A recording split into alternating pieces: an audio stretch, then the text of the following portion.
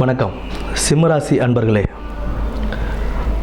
உங்களுக்கு இந்த 2025ஆம் ஆண்டு சனி பயிற்சி அப்படின்றது அஷ்டம சனி தொடக்கம். உங்களுக்கு அஷ்டம சனி தொடக்கத்தில் குடும்பத்தில் சிறு சிறு சஞ்சலங்கள்,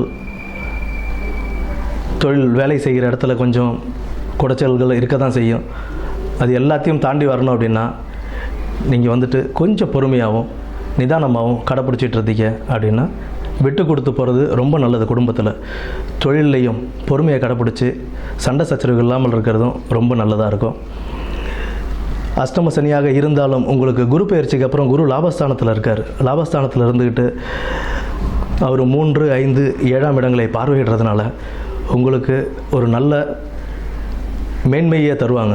சனியும் சரி தொழிலும் சரி. ஏன்னா சனி குரு பகவானுடைய வீட்டில் தான் சனி இருக்கார். கெடுதல் அதிகம் செய்ய மாட்டார். இருந்தாலும் நம்ம ஒரு சில விஷயங்களில் ரொம்ப கவனமாக இருந்துக்கணும். தொழில் தொடங்கும் இடத்துலையும் தொழில் செய்யும் இடத்துலையும் புதிய தொழில்கள் தொடங்கிறதுல கொஞ்சம் பொறுமையாக நிதானமாக செயல்பட்டு தொடங்கணும். அப்புறம் யாருக்காவது ஷூரிட்டி கொடுக்கறது, இந்த மாதிரி விஷயங்களில் நம்ம ரொம்ப யோசித்து செயல்படணும். ஷூரிட்டி கையெழுத்துலாம் இப்போ உள்ள சுச்சுவேஷனுக்கு போட்டக்கூடாது.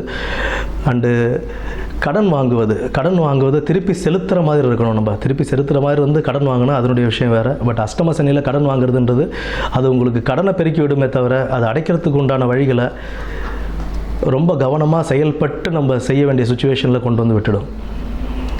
அதனால் அஷ்டம சனியில் நிதானமும் பொறுமையும் கடைப்பிடிச்சு நீங்கள் ரொம்ப கேர்ஃபுல்லாக கடன் வாங்காமல் தொழிலையும் சரி குடும்பத்திலையும் சரி ரொம்ப பொறுமையாகவும் நிதானமும் கடைப்பிடிச்சி போனீங்க அப்படின்னா உங்களுக்கு ஒரு மேன்மையான சனி பயிற்சியாகவே இந்த சனி பயிற்சி அமையும்.